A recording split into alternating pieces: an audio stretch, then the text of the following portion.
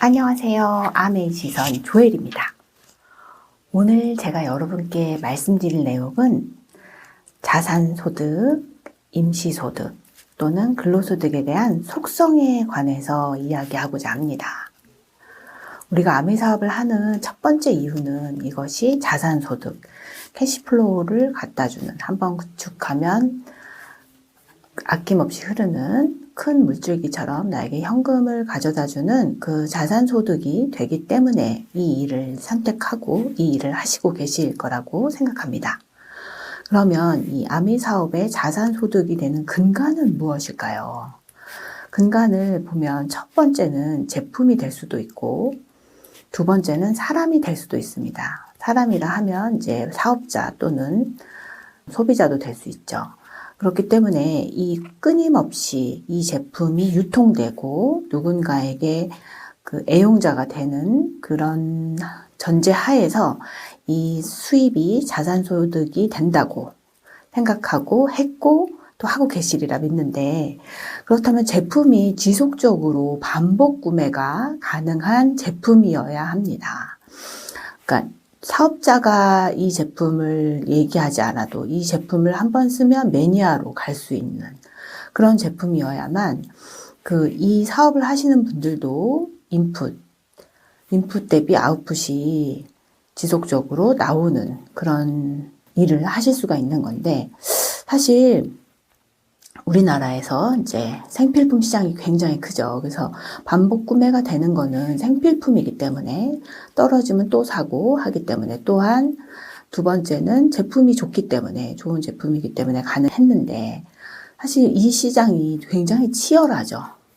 그리고 기술이 발달되고 또 세상이 변했다라는 거는 생필품의 범주가 달라진 것도 변한 것 중에 하나인 것 같아요. 예전에는 집에서 요리를 해먹고 당연히 주부가 요리를 하는 게 당연시 됐지만, 사실 지금은 외식 문화가 굉장히 많이 발달되어 있고 시간적으로도 또 이 음식을 하는 거에 많은 시간을 쓰지 않아도 되는 그런 제품들이 너무 많이 나와 있기 때문에 생필품의 범주 안에 과연 퀸이 들어가냐. 물론 집에서 하는 요리가 가장 좋고 또 원재료의 그 영양소들을 잘 살릴 수 있어서 좋지만, 이 라이프 스타일이 바뀌고 있고 또 가치관이 달라지고 있기 때문에 이 생필품의 범주가 달라지지 않나. 그래서 사실 저도 예전에 막 어떤 땡땡땡 분의 100가지 요리 막 이런 요리들을 했었어요. 그래서 굉장히 쉽고 맛있고 재밌었는데, 사실은 지금은 전혀 한 4, 5년째 요리를 하지 않아요.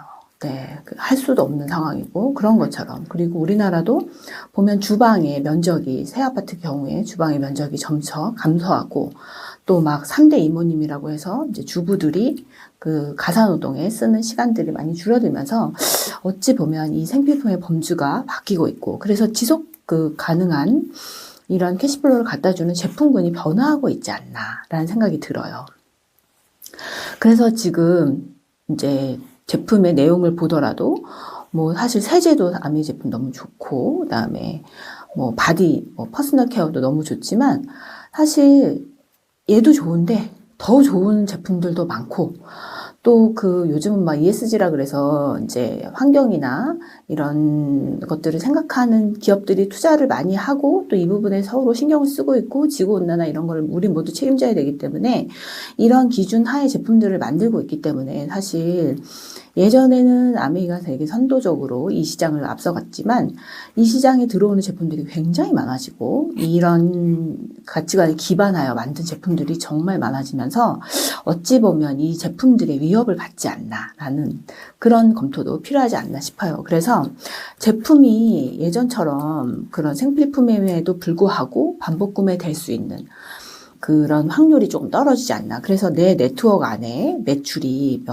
예를 들어 1억 매출이 난다라고 했을 때 이 1억 매출 안에서 제품군이 어떻게 변하고 있고, 또 이게 100 곱하기 1인지 10 곱하기 10인지 1 곱하기 100인지 이걸 구분해 봐야 되는 것 같아요.